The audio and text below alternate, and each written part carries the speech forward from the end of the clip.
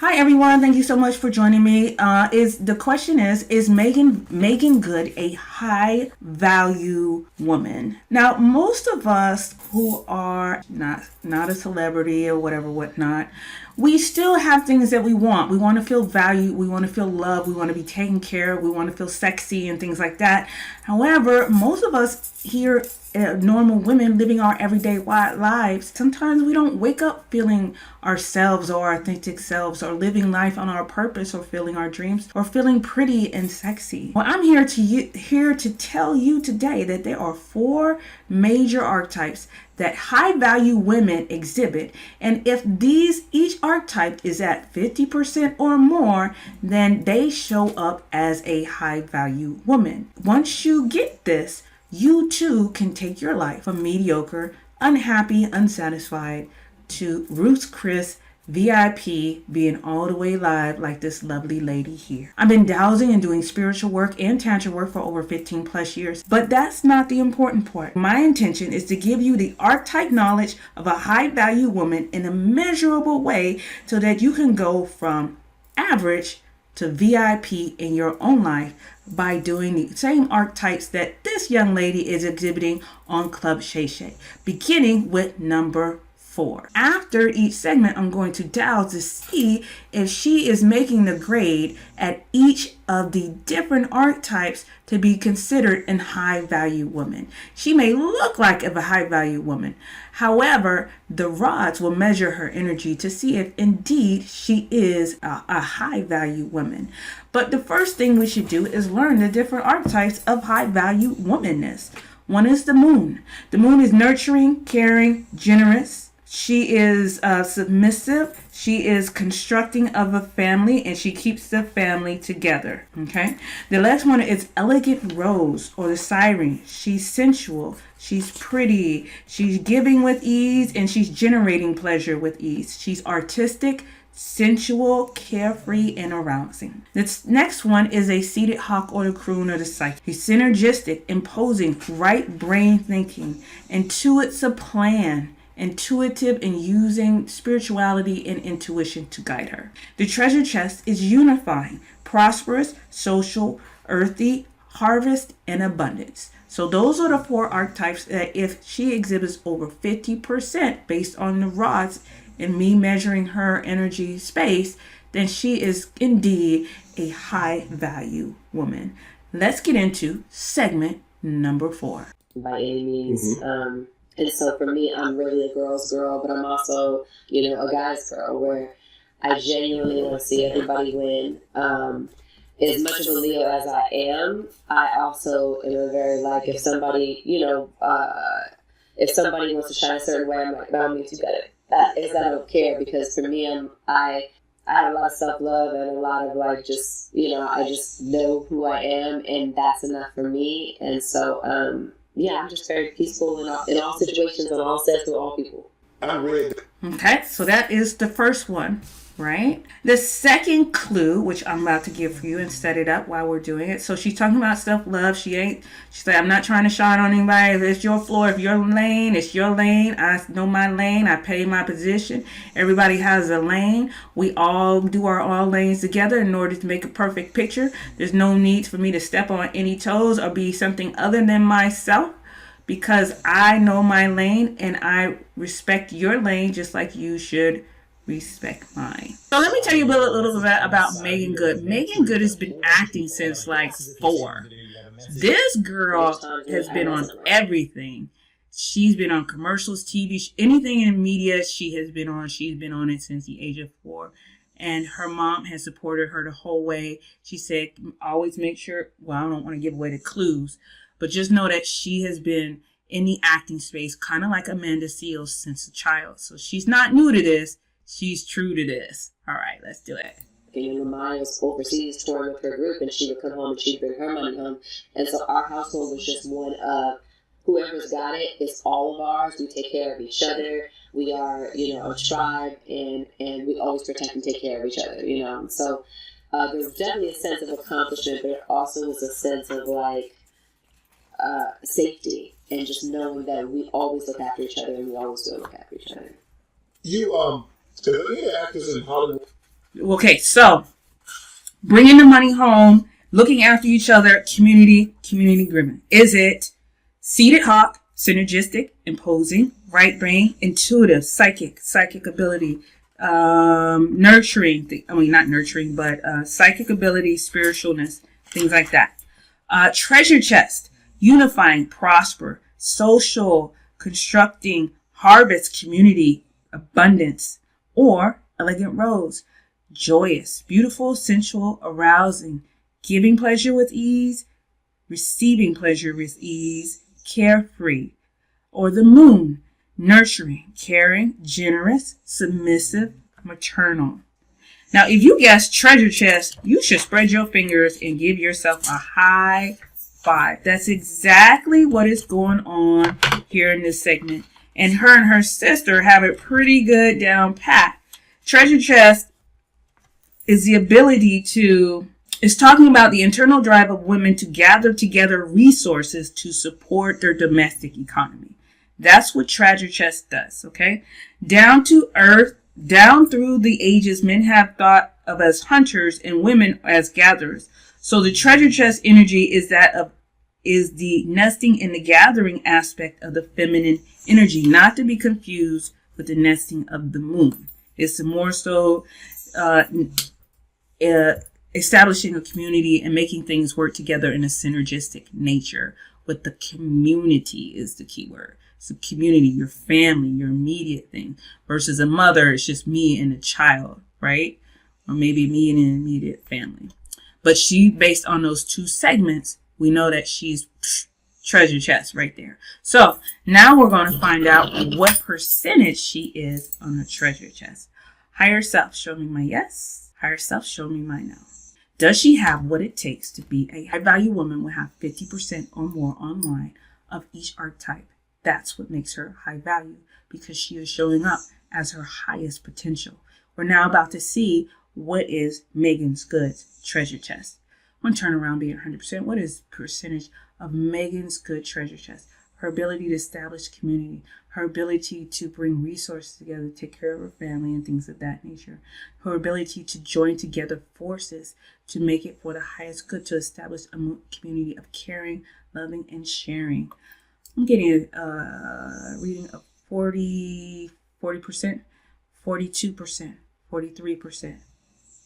44%, 43%, 43%.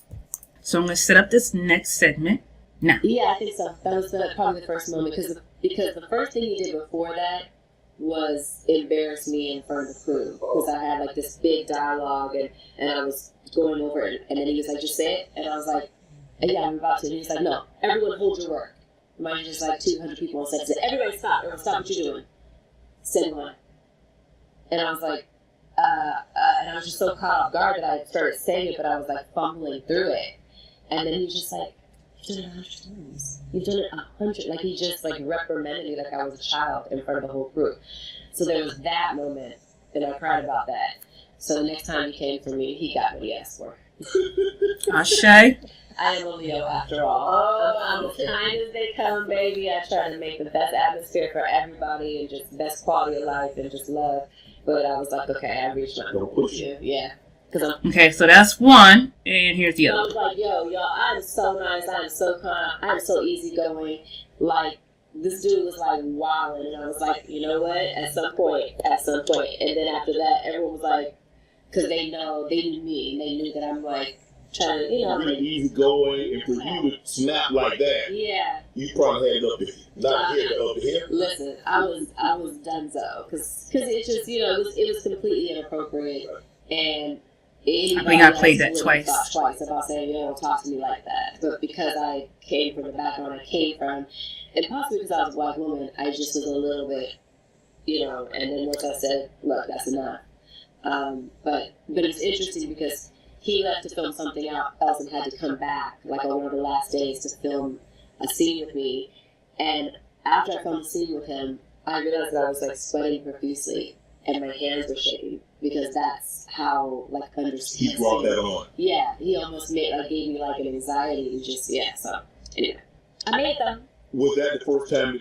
Was that the moment that you decided that you needed to stand up for yourself?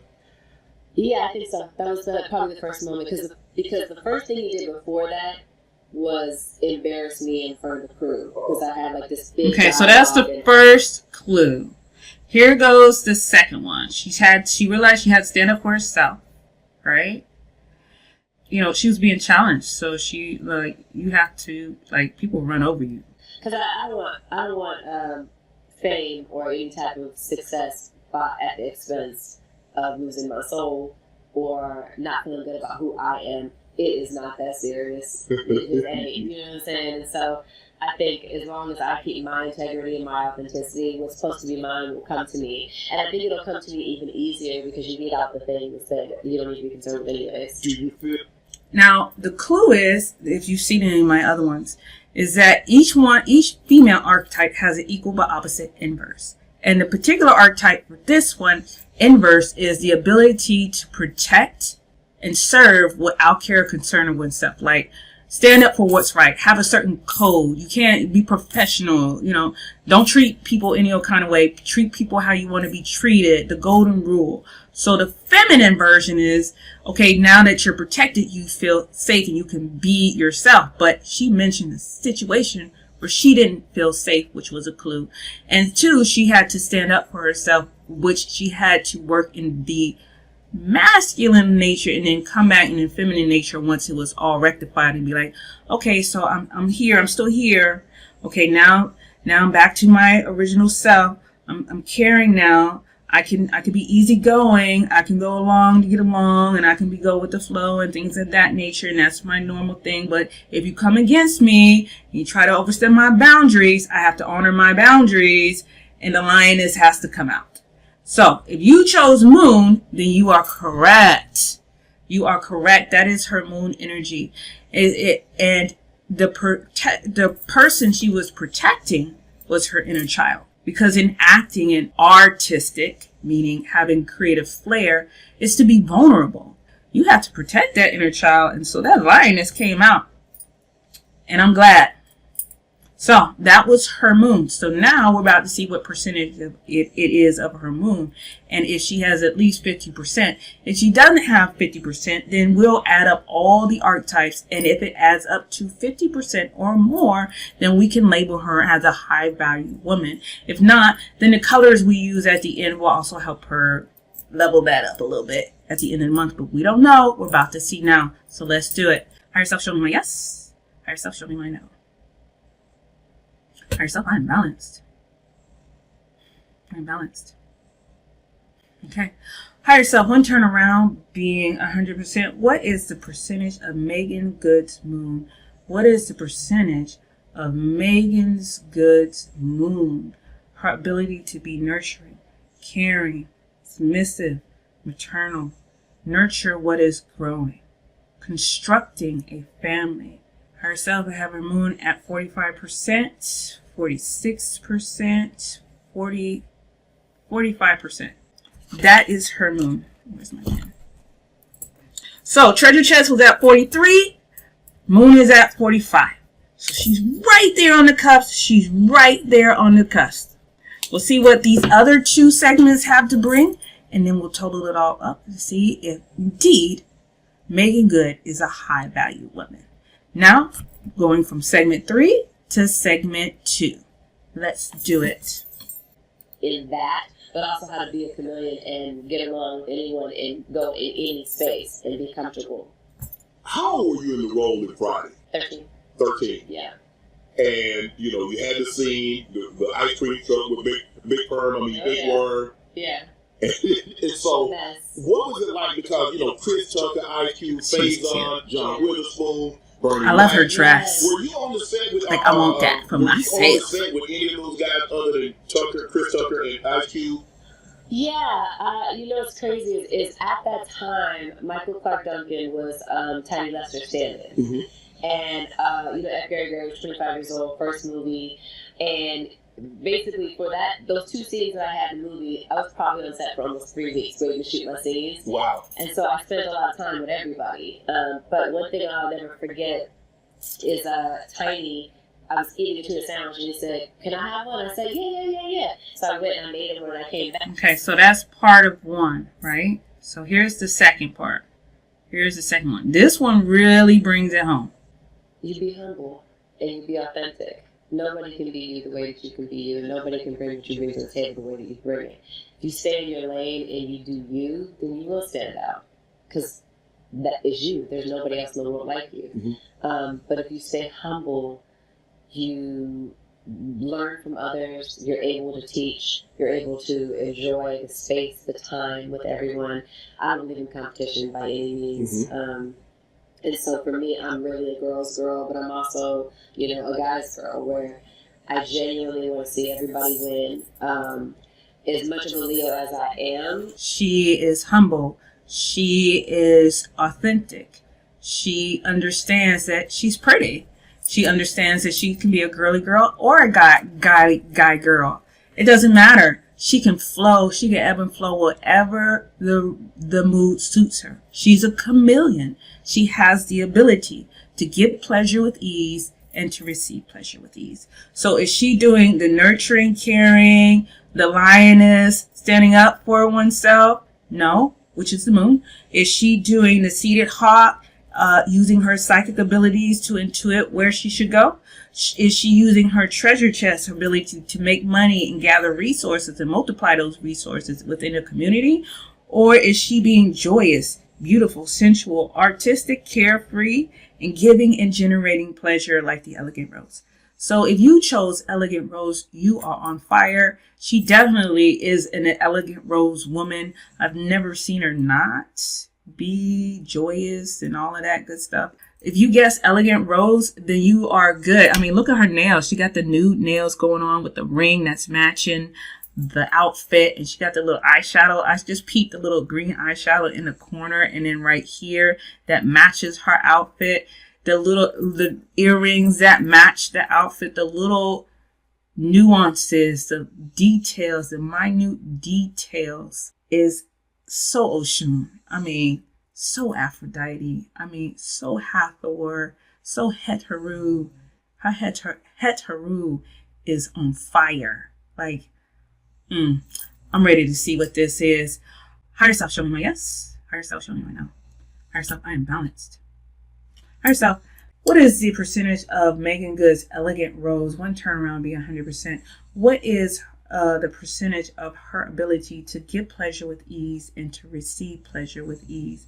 What is her ability to be beautiful, joyous, sensual, artistic, caring, giving, generating pleasure, redesigning reality, being arousing, being joyous and beautiful and carefree, and matching a gorgeous green outfit? Like, that green is popping. That's my color too. That green, that lime green, that looks so good on me. Okay, higher self, one turnaround be 100%. We got Megan Good's elegant rose at 100%. No, at 90%. Yes. 92, 91. 91%. She had that going on. I mean, I'm liking her outfit. I'm digging it. I'm stupid. Her nails is what? She is all the way. Like, I love it. Between her and Amanda Seales. Like, Amanda Seales had that red lip with the matte makeup.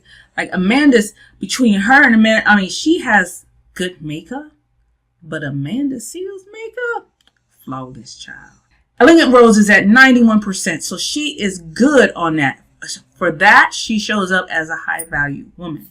But can she pull it off with this last one to send all the rest of them over that threshold to make her a high value woman all the way around? Let's see as we set up for this final segment. I love the character. I love how I've grown as an actress. I love working with them. I love everybody. When did this come about? Have you always been like this? Yeah. Well, I didn't grow up in the church. When I was about 12, I started going to a youth group that my acting coach, shout out to Carmela Jones, was an acting coach from age 11 to 26. And she was a youth group leader. Okay. And it was called God's Game, which is now the name of my production company. And I had some friends. There were two girls in school, especially, who. I mean, look at that heel. That girl got that elegant rose on. Those two girls and one of their older sister and a 5-year-old girl they were babysitting, and another friend of theirs left youth group that night got into a car accident. And their friend passed away. The little girl who was about to turn 6 passed away. One of the girl's older sister, she passed away too, that's right. And then the girl whose younger sister it was that used to look out for me, she got severe brain damage. And it's the coming girl out. It's who coming. used to look out for me had to get reconstructive surgery and all this stuff. But we went to this, I forget what it's called, when you kind of like go out into the, woods and you camp and stuff and you pray and blah, blah. And I remember that night her like calling out to God and crying and saying, why? And then she got saved that night. And so I was just like, how do you go to God instead of away from God when something like that happens? Right. And it just made me curious. And because I had so much respect for her, and because she had looked out for me the way that she had, shout out to Alicia, wherever you are in the world, I love you. It kind of put me on my path. Her example did. And so after that, I became a Christian. And then I was like a Bible stomper and like super religious and very judgmental. I remember my sister lost her virginity. I was 14, she was 16, and I went to her and I was like, I just don't want you to go to hell. Like, I was that kid. None of my friends told me when they lost their virginity. Everyone was like, don't tell me, Of course, I was the last to lose my virginity at 19, and then at that time, I kind of, there's all these phases of getting to know God and maturing. My prayer used to be like, please let me look like one of the lead seekers from Vogue. He actually answered that prayer. Shout out to Vogue. But then, as you get older, your prayers mature, your relationship with God matures, you start to get perspective. Okay, so that's one. And then here goes the other one. Please don't give me Sometimes commercials. it's not going to make sense to anybody else. And that's okay. It's not for it to make sense to anybody else. So you just have to be in tune with prior to you being married Yeah. to someone, a minister, Yeah. you being a woman of faith, Yeah. belief, Yeah. would you have felt this way had you not gone through that? Yeah. About not necessarily like being married. Oh no, I think that still would have been like, no, you get married, it's in the word, y'all better work it out, you gotta figure it out, you gotta do something. Okay. And I think if you can, you should. Right. But again, I think that sometimes God moves us in ways that it may seem contradictory to other people's perception or how they see or read the word or literally what it says. But I think that's why we have to be very clear on having a relationship with God, not just a religion with God. We have to be very clear on hearing from God. And that's got to be the compass, period, the relationship with God. And not the relationship where you're not really hearing that and you just want to do what you want to do and you want a reason to do it or an excuse to do it. But really knowing if that's what you're hearing God tell you to do, no matter what anybody thinks or anyone says, you got to move the way God's telling you to. And that's just that. I love how she put that. No matter what anybody else is saying, what the world is doing, your relationship, and being really clear, moving your ego out the way so it's not what you wanted him to say, but it's actually what you're being said. That is an archetype and a skill that high value women know the difference of. So is that treasure chest, unifying, prosperous, social, earthy, matriarchal, seated hawk, intuitive, spiritual, right? Which one do you think that is? Which one do you think? If you guessed seated hawk or her psychicness, then you are correct. She is on point with that. And now we're about to see what what percentage, higher self showed me, yes? Higher self showed me. What percentage of that archetype she is expressing energetically. Higher self, I am balanced. Child, I ain't even balanced. I'm not even balanced. I've been dialing all day, y'all. I'm getting that muscle in, child. Higher self, I'm not that. Tune in to making good. Tune in to making good. Tune in to making good. Okay, good. One turnaround being 100%. What is the percentage of Megan's good seated hawk? Her ability to intuit the plan. Her ability to be spiritual. Her ability to hear what God says and actually see it as what he's saying. Her ability to know the difference between the ego and the spiritualness. Her ability to be intuitive. Her ability to be spiritual. Her ability to listen to herself. Her intuitiveness. Her right brainness. her right brain thinking, her seated hawk thinking, her psychic thinking, her croon type thinking, the way she should be thinking when she is highly evolved. Higher self, give me is it a 95%? No, 92%, 91%. Her seated hawk is at 91%. Her elegant rose is at 91%. Her treasure chest is at 43%. And her moon is at 45%. Now, only 2 of them have reached the threshold to where it's over 50% to be considered a high value woman, which is good. And if we tally them all together, each one being the total potential of 100%, thus equaling 400 points, she is at 288 points. Well, that's 91 and 91. That's 180, 290. She's at 290, which is over the threshold, and she can be considered a high value woman. Now, we're about to get into the colors to see what color she could use to get that treasure chest, which is a little bit low, and that moon, which is also a little bit low, up to above the 50% threshold to operate in the next 3 months to bring that high valueness up. And I'm getting an orangish red, orangish red with a tint of orange. It's not so much the red toward the blue, but the red toward the orange, like right before it turns orange. And then you got a red orange. And then you got that next step. That color right there is the color that she should use. Is this a color that she should wear? No. Is this a color she should have where she's working? Yes. Is this a color she should have in her home? No. It's just color she should have in her home, office, wherever she's working or going to work or work site. Yes. Is this an object she should keep in her space? Yes. So it can be anything like a rug, a decorate flowers. Like her man could give her some red flowers, keep red flowers around her for the next 3 months to help elevate that moon and that treasure chest that's a little bit low. And that's how you too can elevate yourself to become a higher value woman, by learning those 4 things that we just went over in each segment and seeing how it applies into your life, changing it from the regular mediocrity, from Happy Meal McDonald's to Ruth's Chris, from generic to VIP, from economy to business class. And then that is how you do it on an energetic level. So join me next time on the next segment. Talk to you later.